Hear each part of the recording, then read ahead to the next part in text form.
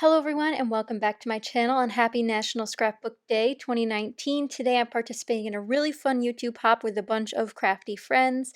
They'll be all listed down below. You guys should definitely check them all out if you're looking for some inspiration today, especially since we are all using newer products that we've recently gotten. I'm featuring the Pink Fresh Studio Sweet Life collection here, and I'm also featuring some new Amy Tangerine stuff that came out at the end of last year that I just recently got, and I hope you guys are excited to see some of these.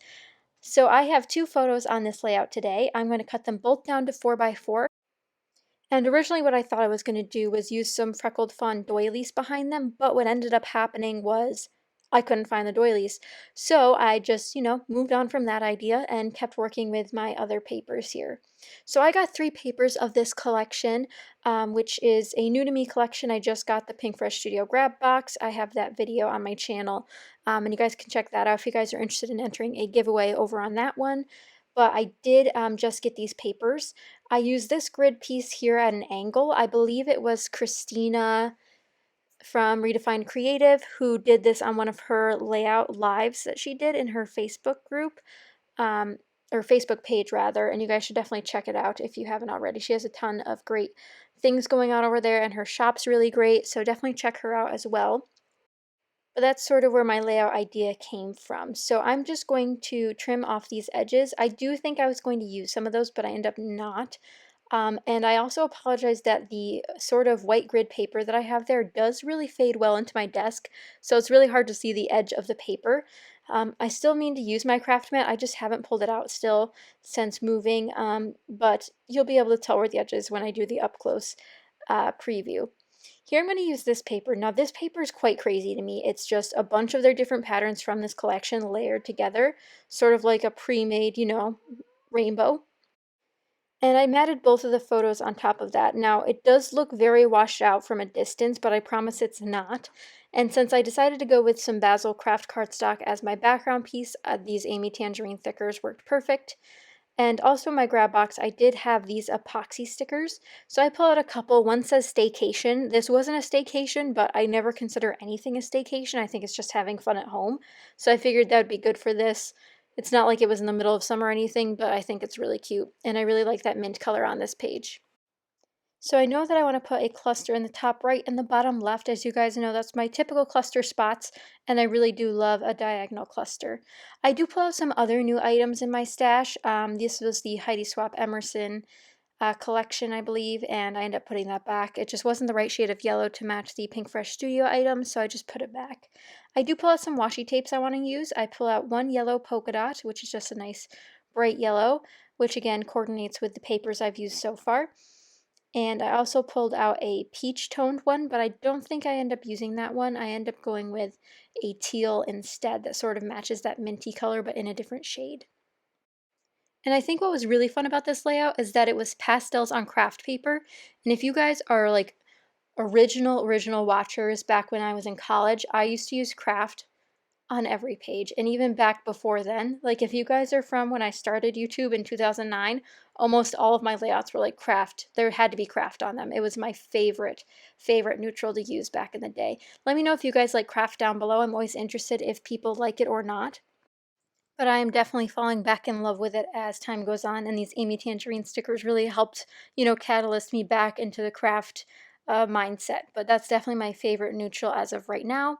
Here's that other like teal sort of washi tape I pull in, which is a thinner one than the yellow, but both of those are from Recollections, I believe. I love the bright colors on them. I think they're very perfect for this layout. I also pull some of the scrap pieces I have from a floral that I used as a mat behind my photo, behind the clusters here, so I put those alongside the washi tape using some liquid adhesive. I do try to use a bunch more of these craft stickers. Now what I was torn between was using a simpler color scheme of just sticking with the craft and white ones, or bringing in those darker contrast of the gray and or the craft and black. I do end up sticking with the white and craft stickers. I think it just ends up looking better. And I pull out some stickers on there that say the time is now. And then of course I use the alphabet on that sheet as well, because we were trying to focus during this hop on using our new product that either you guys might be picking up in stores during the sales or might already have from previous orders, so you guys can be inspired to use that stuff. But if you guys are looking for International Scrapbooking Day sales, I do have a blog post always updated over on my blog.